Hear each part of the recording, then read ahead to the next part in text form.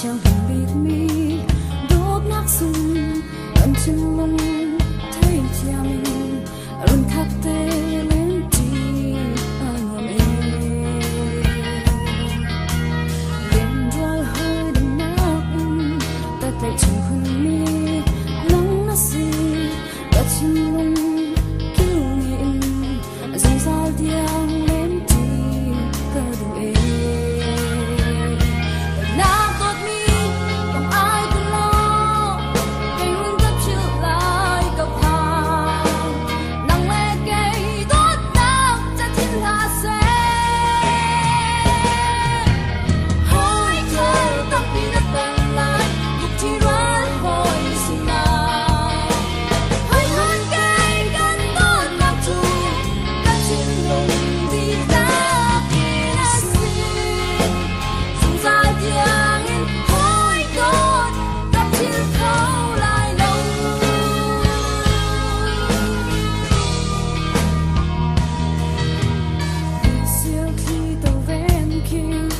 về lại đâu mơ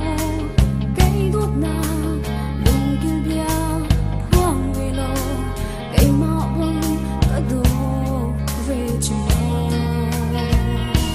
nát bột mi không ai cũng lo cây hương đắp chiều lại cặp hàng nắng lẽ cây đốt nát chắc thiên là sẽ hơi thở tâm vì là cần lại chỉ đoán hồi xin nào